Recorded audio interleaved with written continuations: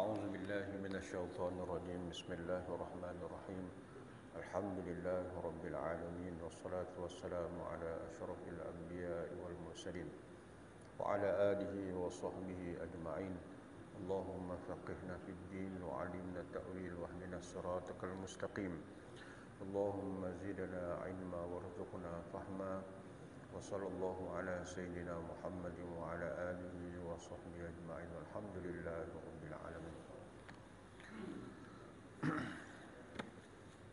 Bismillahirrahmanirrahim. Assalamualaikum warahmatullahi wabarakatuh. Alhamdulillahi rabbil alamin wa bihi nasta'in wa la udwana illa 'alal zalimin. Rabbi shrah li sadri wa yassir li amri wa hlul 'uqdatam min lisani yafqahu qawli.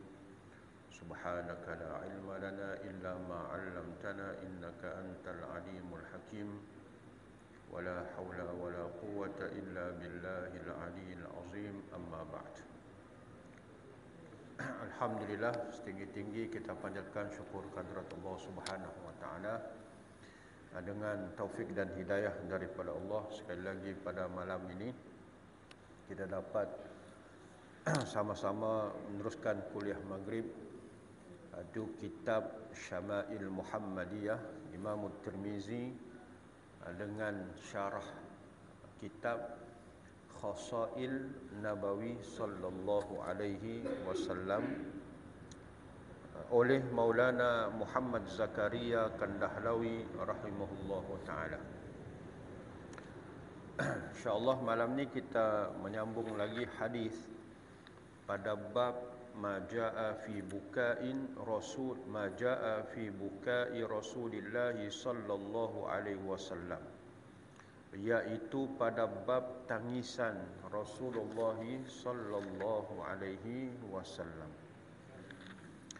Qala al-musannif rahimahullahu ta'ala wa nafa'ana bihi wa bi'ulumihi fid darain amin ya rabbal alamin.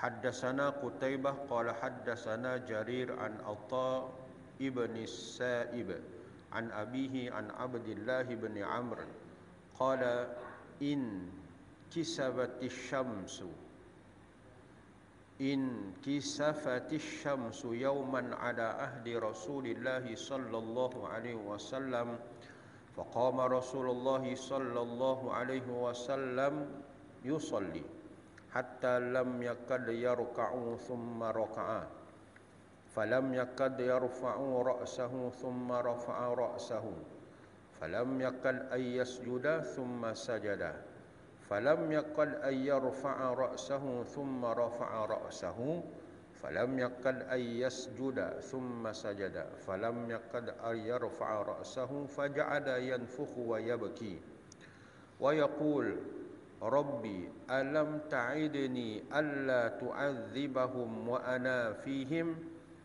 rabbi alam ta'idni alla tu'adzibahum wa hum yastaghfirun wa nahnu nastaghfiruka falamma shalla rak'ataini in jalatish syams faqama fahamidallaha ta'ala wa athna alayhi thumma qala innash syamsa wal qamara ayatan min ayatillahi la yankasifani li mauti ahadin wala li hayatihi fa idzan kasafa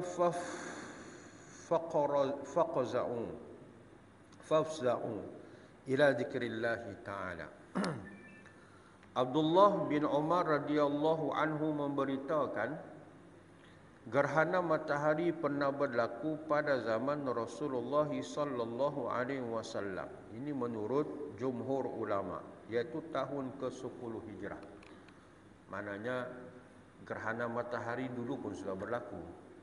Jadi kalau ada berlaku 2-3 tahun ni dan akan datang, tidak payahlah gelabah bahkan. Kiamat sudah kita ini. Ataupun dia bilang, selalu juga terjadinya gerhana. Itu benda biasa sebenarnya.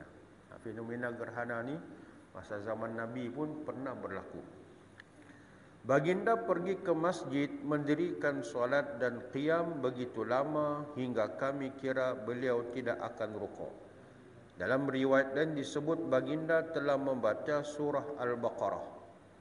Kemudian baginda rukuk seolah-olah tidak akan sujud kerana panjangnya. Selepas itu baginda sujud lama seperti tidak akan bangkit lagi. Begitu juga dalam jalsah dan sujud yang kedua. Ini disebut bagaimana Nabi ini bila berlaku gerhana, Nabi buat apa? Solat. Solat. Kita bila berlaku gerhana, menengok, hendak mau solat. Itu kan. Lain fenomena gerhana ni kalau dalam ilmu astronomi dan ilmu falak, memang dia suatu fenomena yang ahli astronomi dan falak menanti-nantikan. Tapi beza, orang astronomi ini dia menantikan astronomi yang bukan Islam. Mereka menantikan fenomena ini hanya melihat bagaimana fenomena itu berlaku, itu saja. Kemudian rakam, publish.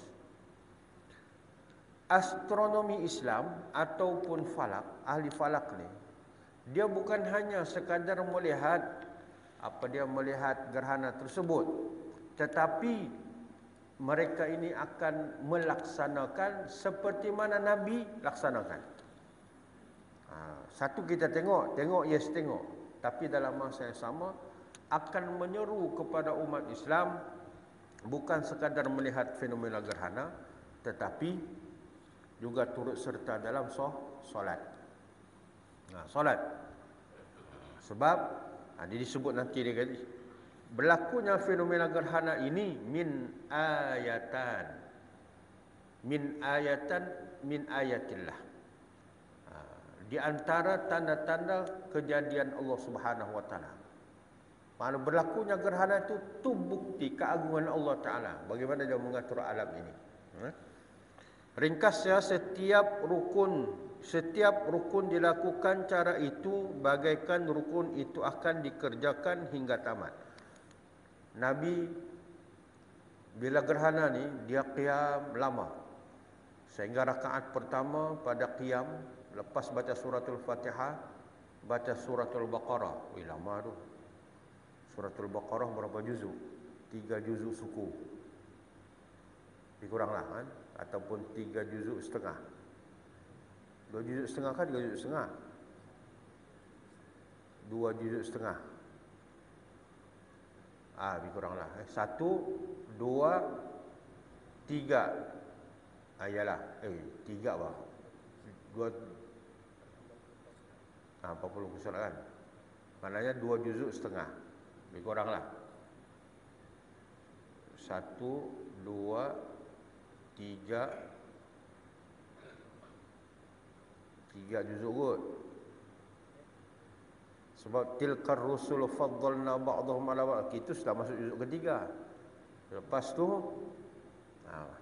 baru surah Ali Imran. 3 juzuk lebih lah, sikit-sikit begitulah kan. Jadi lebih kurang 3 juzuk lebih. Bayangkan, ada tahan kita kalau berdiri begitu solat. Imam baca surah Ad-Duha pun kelamahan sudah kita rasa.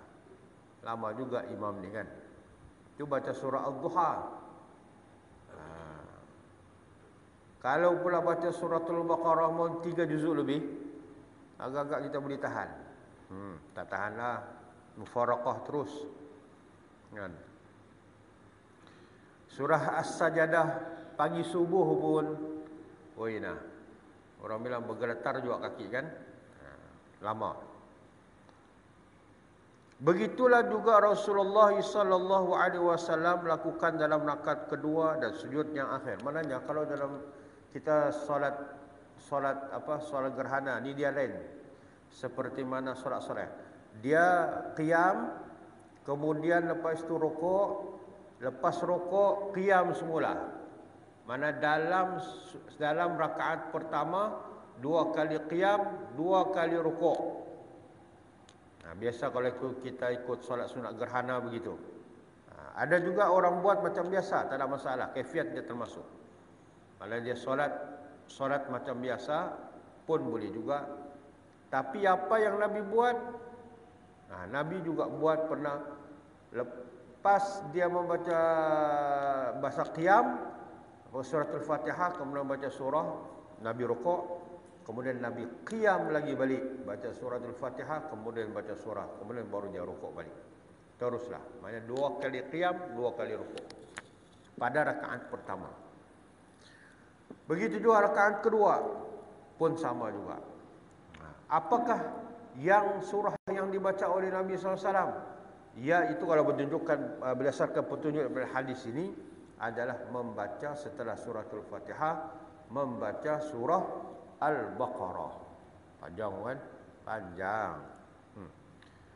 Kerana takutnya baginda bernafas dengan kuat, menangis seraya merayu kepada Allah Subhanahu wa taala, "Ya Allah, Engkau telah berjanji tidak akan azab mereka selagi daku ada di kalangan mereka. Ya Allah, bukankah Engkau telah berjanji kepadaku bahawa selagi mereka beristighfar, mereka tidak akan diseksa dan kami beristighfar kepadamu." Permohonan Nabi SAW merujuk ayat kepada ayat, iaitu ayat suratul Anfal, ayat yang ke-33. "Wa ma kana Allahu liyu'adzibahum wa anta fihim wa ma kana Allahu mu'adzibahum wa hum yastaghfirun." Tuan-tuan, bila berlaku gerhana ini Nabi ajar kita. Bila berlaku gerhana, sembahyang. Bila berlaku, banyakkan istighfar. Bila berlaku gerhana ni, banyakkan istighfar, banyakkan bersedekah, banyakkan amal soleh. Risau-risau berlakunya gerhana, contohnya gerhana matahari. Gerhana matahari ini berlaku pada waktu siang, ketika mana bulan menutupi matahari. Bila bulan menutupi matahari, maka cahaya matahari tidak sampai ke bumi di tempat-tempat yang terkena gerhana. Bayangkan pada ketika itu tiba-tiba cerah. Bila berlaku gerhana, pop, jadi gelap gulita. Macam tidak ada cahaya. Macamlah kalau malam begini kan, begini malam, tiba-tiba blackout. Tiada pun notis daripada SSB. Kami nak tahu pun tiba-tiba blackout. Macam mana perasaan kita? Dulu bila berlaku gerhana, mana orang tahu? Kenapa tiba-tiba gelap? Jadi ketika itu Nabi ajar kepada kita, itulah kekuasaan Allah. Bayangkan kita cerah, tiba-tiba jadi gelap, lalu gelap terus. Gelap terus, cahaya tadi itu hilang. Mana itu suatu azab kepada kita. Jadi maka Nabi doa. Itulah kata berlaku gerhana. Walaupun sekarang ni tahu dah, ahli falak, ahli astronomi, tahu dah bila pula berlaku gerhana ni, tahu dah sekian berlaku sekian. Sudah ada perkiraannya. Namun jangan lalai. Tidak mustahil berlakunya gerhana, pada masa itu juga berlakunya kiamat. Perlu harap kita.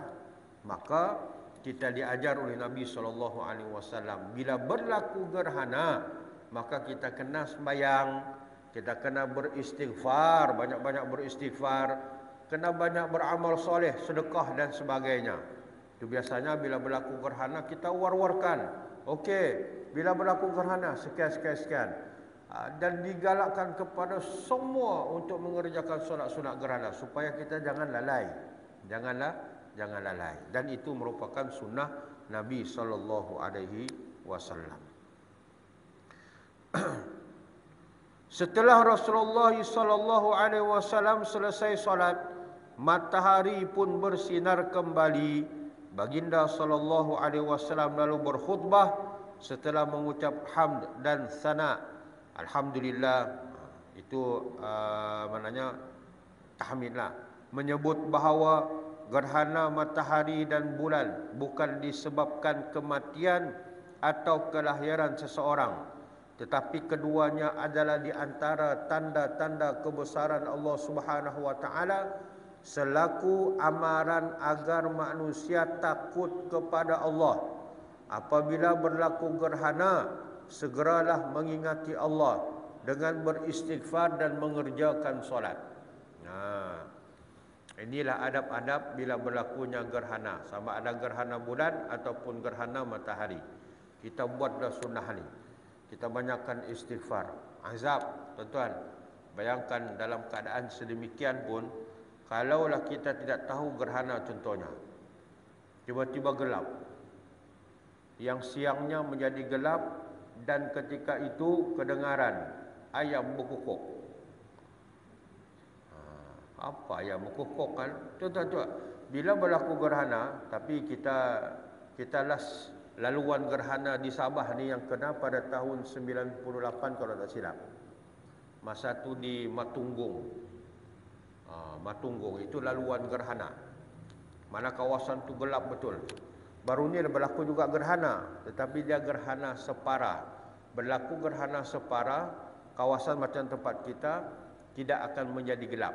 Cuma akan kelihatan matahari itu akan ditutupi separuh daripada bulan. Maka tapi tak gelap sepenuhnya.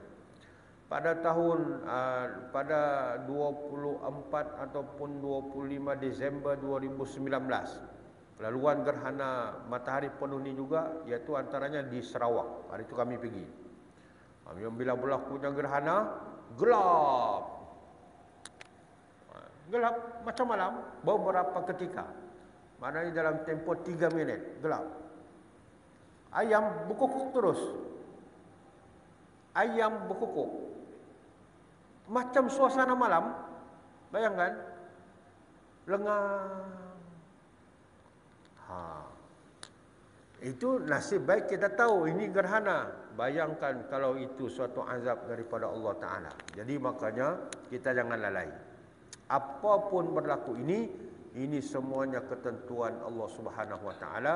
Dan bagaimana Allah Ta'ala mengurus tadbir muka bumi Allah Subhanahu Wa Ta'ala ni. Ulasan tujuan disampaikan khutbah ketika di zaman jahiliyah, gerhana matahari dan bulan dipercayai berlaku kerana kematian atau kelahiran seseorang yang ternama. Kebetulan pula tatkala putra baginda Ibrahim alaihissalam, yang anak baginda SAW, wafat terjadinya gerhana. Ini menguatkan lagi kepercayaan jahiliyah tersebut. Manusia waktu itu sangka kerana berkenaan adalah kerana kewafatan Ibrahim anak Nabi SAW. Tapi itu adalah dinafikan. Gerhana ni berlaku bukan kerana adanya tersangkut paut dengan kematian seseorang. Kebetulan masa tu anak Nabi kita namanya Ibrahim alaihissalam. Ibrahim lah anak kepada Nabi kita Muhammad SAW, mati, meninggal.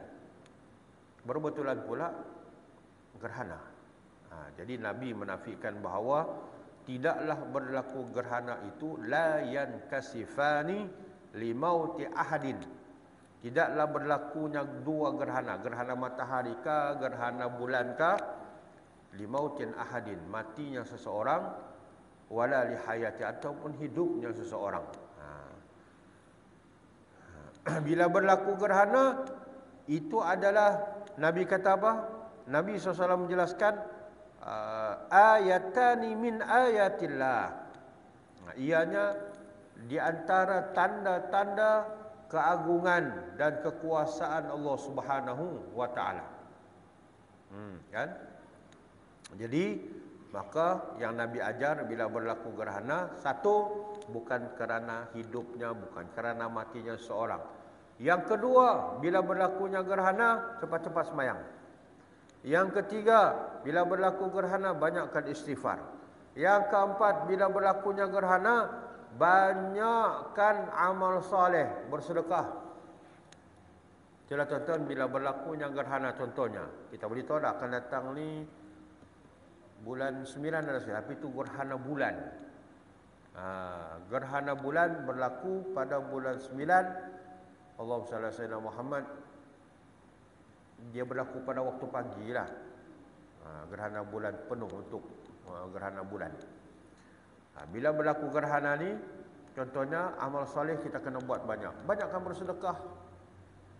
Kalaulah di masjid kita ni, contohnya di masjid kita ni buat solat gerhana. Buat solat gerhana, macam sebelum ni lah kan, buat solat gerhana. Orang datang ramai. Masa tu open kepada ahli jemaah siapa nak bersedekah. Bersedekah air mineral kah, bersedekah nasi kuning kah, bersedekah nasi ayam kah, contohlah kan. Sebab itulah disaran oleh Nabi SAW. Bayangkan kalaulah berlaku gerhana itu berlakunya kiamat, kurang-kurangnya apa yang disarankan oleh Nabi itu banyakkan sedekah, banyakkan amal soleh, banyakkan istighfar, banyakkan solat. Kita masih lagi dalam keadaan yang orang kata dalam keadaan hidup beribadah. Kan. 2 hari lepas kepulauan Hawaii kan terbakar. Dahsyat. Luar biasa kebakaran ni. Sehingga penduduk-penduduknya dari tempat mau pergi sudah terjun ke laut. Kan? Panas keseluruhan tu. Dia punya, bayangkan kepulauan Hawaii itu dia punya hutan terbakar. Terbakar bukan terbakar sikit-sikit. Turut merebak sampai ke bandar apa. Memang teruk. Ada yang mati. Sampai dia punya polis Hawaii itu sebut, dia kata kami terpaksa mengecam mayat ni menggunakan DNA. Sampai nak cam, ada yang terbakar dan sebagainya. Ramai yang mati. Subhanallah. Tu azab kan? Azab. Itulah tuan-tuan, tu semua memberikan peringatan kepada kita supaya kita ni jangan lalai. Sebab mati ni bila-bila dia datang. Kan? Wa na'udzubillah, mudah-mudahan kalaulah Allah Ta'ala nak tarik nyawa kita pun, tapi kita mohon kepada Allah husnul khatimah.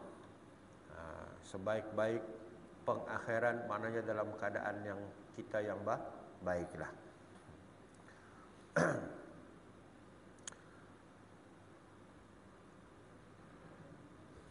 A'immah, para imam fiqh berbeza pandangan sama ada satu rukuk atau lebih harus dikerjakan dalam satu rakaat bagi gerhana matahari. Ini perbincangan berkaitan dengan kaifiat bagaimana kita nak solat gerhana. Tapi tidak payah kita pening-pening perbincangan tu. Ikut mazhab Syafi'i, tuan-tuan boleh tengok di dalam laman web Pejabat Mufti Negeri Sabah. Di sana ada, tuan-tuan boleh download kaifiat mendirikan solat sunat gerhana. Terbitan daripada Pejabat Mufti Negeri Sabah. Dalam laman web tu boleh download, dia PDF. Dia macam buku lah, boleh download sana lah. Mazhab Hanafi berpendapat hanya satu rukuk saja perlu dilakukan, iaitu satu rakaat. Itu bagi pandangan mazhab lain. Okey, selesai yang ini. Hadis yang seterusnya. Haddatsana Mahmud bin Ghailan qala haddatsana Abu Ahmad qala haddatsana Sufyan an Atha ibn As-Sa'im an Ikrimah an Ibn Abbas qala akhadha Rasulullah sallallahu alaihi wasallam ibnatan lahu taqdi fahtadanaha fawada'aha baina yadayhi famatat wa hiya baina yadayhi wa sahat ummu Aiman faqala ya'ni annabkina 'inda Rasulillahi sallallahu alaihi wasallam faqalat alastu araka tabki qala inni lastu abki innama hiya rahmatun innamal mu'mina bikulli khairin ala kulli hal inna nafsahu tunza min baini jambaihi wa huwa yahmadullaha subhanahu wa ta'ala. Okey. Ya, sebelum kita baca dia punya maksud hadis ni, tadi cerita tadi ni, bila Nabi SAW berlakunya gerhana, lepas dia sembahyang, dia doa. Dia doa tu sambil menangis. Nak beritahu dalam tajuk ni, Nabi ni menangis.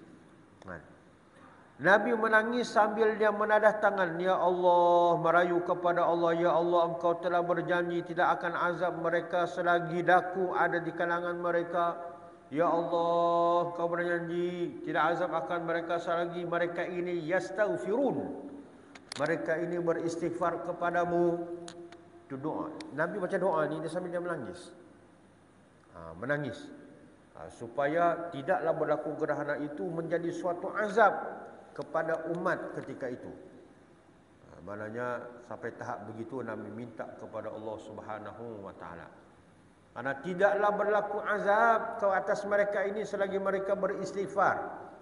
Maknanya kalau ketika itu kita istighfar astagfirullah, astagfirullah, astagfirullah, astagfirullah, maknanya kalau berlaku gerhana pun tidaklah gerhana itu memberikan mudarat kepada kita.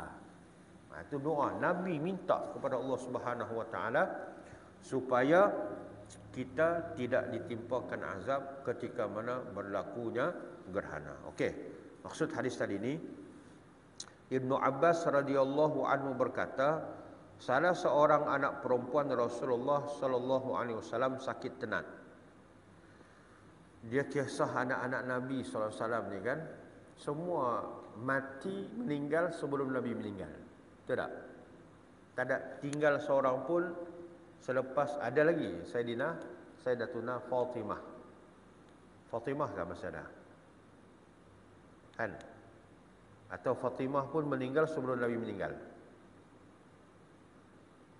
Sayyidatuna Fatimah masih ada lagi kan? Atau sebelum Nabi meninggal. Ingat tak? Atau carilah balik kah? Tapi kebanyakan anak-anak Nabi SAW ni meninggal awal daripada Nabi SAW meninggal. Okay. Baginda memangku dan meletaknya di atas riba beliau. Anak itu pun wafat di atas ribaan baginda, Ummi Aiman. Seorang jariah baginda sallallahu alaihi wasallam mula berteriak menangis. Ummi Aiman, jariah, maknanya yang Nabi SAW merdekakan dia. Jadi menangis. Menangis dia. Dan dia berteriak. Maknanya, ialah kematian anak, sedihlah, menangis. Maka Nabi SAW bersabda, apakah kamu meratap di samping Rasul Allah? Ummu Aiman tadi menangis tu sambil terada apa semua. Dah beritahu, ialah istilah meratapkan kematian ni dalam agama kita tidak dibenarkan. Kenapa kau mati? Kenapa kau? Itu dalam agama kita tidak dibenarkan. Kan? Maka Nabi kata, kamu nak meratap di hadapan Rasulullah, mana utusan Allah. Padahal baginda juga berlinangan air mata. Nabi menangis juga. Tapi tidaklah sampai tahap dia tadi tu. Dan tahap tadi sampai meratap, lebih-lebih pula. Ini Nabi ni, anak dia yang mati. Tapi Nabi sedih tetap sedih. Menangis tetap menangis. Tapi tidak boleh sampai meratap. Meratap sampai, kalau dulu ada seorang hamba Allah Ta'ala di kampung saya sendiri. Sedih sangat dia sampai mak dia meninggal. Sampai dia mencederakan dirinya. Tahu pisau tu? Sampai tahap begitu. Haram hukumnya, tak boleh. Tak boleh. Dia berkata, tidakkah saya lihat Tuan juga menangis? Kan? Ummu Aiman kata, saya pun tengok kau menangis kata. Sabda Nabi SAW, tangisan seumpama ini tidak dilarang. Ia adalah rahmat Allah. Maknanya Nabi SAW ketika itu pun menangis. Tapi menangis Nabi ini keluar air mata apa semua, tidak meratap. Nabi kata, tangisan jadi sini adalah tidak dilarang. Yang dilarang tangisan secara meratap.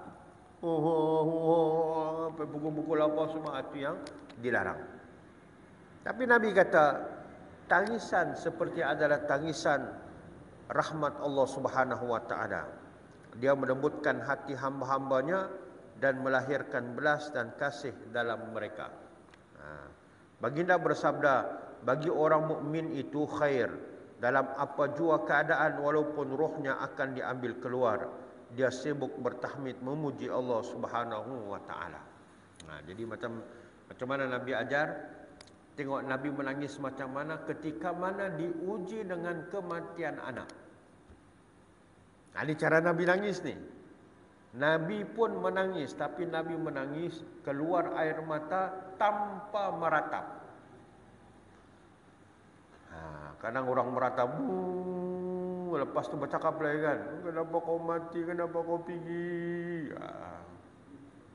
Tidak boleh. Itu meratap namanya.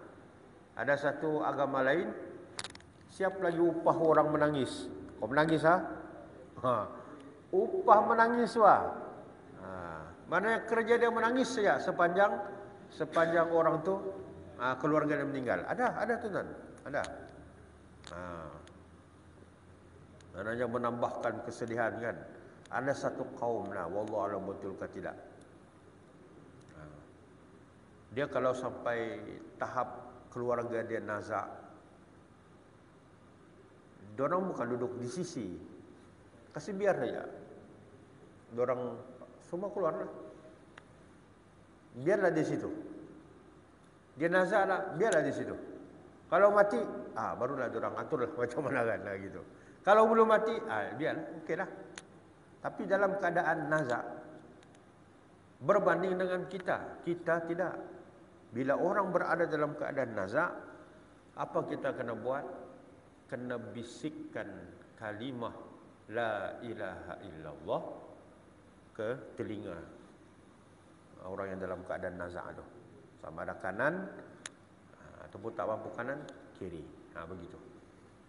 Bisik la ilaha illallah. Jangan laju-laju. La ilaha illallah, la ilaha illallah. Bukan begitu. Bisik-bisik supaya dia dengar secara tertib dan boleh ikut. Tapi dalam keadaan nazak ni tuan-tuan, kita boleh melihat masa tu Allahu Rabbi. Baru-baru ni kita diperlihatkan bagaimana seorang profesor kan, daripada USIM. Baik kuliah subuh. Dia tersentak seketika, dia kata dia sakit dah 5 hari dah sakit, dia kata. Teruskan dia kuliah subuh,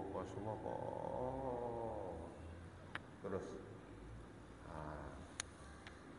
kedengaran nafasnya itu sudah berada sini. Kebetulan pula ada mic begini ni kan. Ni mic ni. Tengok di live tu. Tengok dalam keadaan nazak lah. Tapi tuan-tuan, matinya dalam keadaan suasana yang baik, dalam keadaan yang menyampaikan ilmu, dan dalam keadaan yang sedemikian. Mudah-mudahan husnul khatimah lah. Ada orang yang meninggal dalam keadaan dia sujud lama, tak bangun-bangun. Kali tengok memang meninggal. Ada orang meninggal ketika mana dalam keadaan baca Quran. Terus. Itu video-video yang kita pernah tonton pengakhiran seseorang. Tuan-tuan, bila kita melihat video-video ni, dia memberikan keinsafan pada kita. Jangan lupa, Allahumma khtimni bihusnil khatimah wa la takhtimni bisu'il khatimah. Itu doa kita. Kan? Allah nak muliakan dia bila mati ni. Siapa-siapa Allah Ta'ala boleh bagi. Siapa? Tok siak yang kerjanya tok siak. Kemas apa semua dia buat kan. Masjid ni dia buat, dia jaga baik-baik apa semua. Satu hari Allah Ta'ala matikan dia dalam penuh kemuliaan. Bukan setakat tu, bulan Ramadan, malam Jumaat di bulan Ramadan. Bayangkan, subhanallah. Boleh saja Allah matikan dalam keadaan yang mulia. Itu kita harapkan kan menjadi iktibar kepada kita semua lah. Kan? Jadi maknanya masing-masing jangan lalai, jangan lalai. Kita sentiasa berada di dalam kebaikan.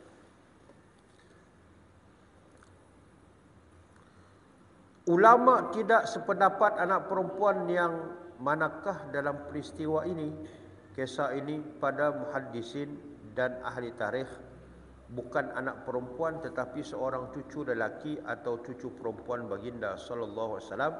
Kemungkinan juga salah seorang anak lelakinya. Kewafatan ada berlaku pada anak lelaki beliau. Ini khilaf ulama lah.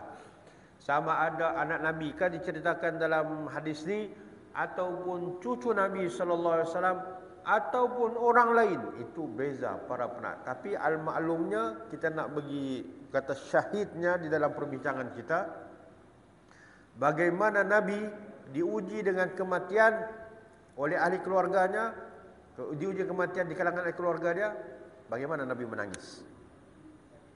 Nabi menangis tetapi tidak meratap. Sebab meratap atas kematian itu adalah yang diharamkan. Betul tuan-tuan? Inilah sebut ilmu kan? Ilmu. Kita semua tahu, jangan meratap, tidak boleh, hukumnya haram. Okey, kita semua tahu, itu ilmu. Esok-esok ni kita diuji. Kita diuji. Kan? Ya tetap matilah kita, contoh hendak contoh pun, kita ni semua mati. Isteri kita, anak-anak kita, mak ayah kita yang masih ada.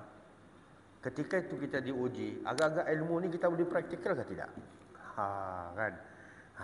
Bila diuji tu baru kita akan tahu. Baru kita teringat, ya kan tak boleh meratapkan, sabar. Sedih, tetap sedih. Tapi dengan penuh kesabaran.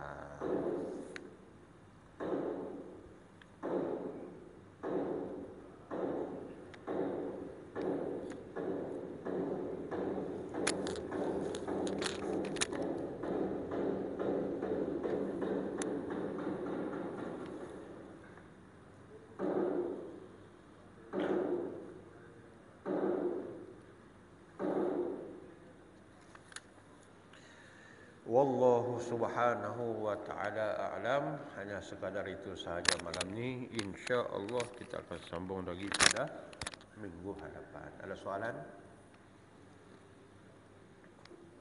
Tiada soalan. A'udzubillahi minasyaitonirrajim. Bismillahirrahmanirrahim. Alhamdulillahirabbil alamin. Salatu wassalamu ala asyrafil anbiya'i wal mursalin wa ala alihi wa sahbihi ajma'in.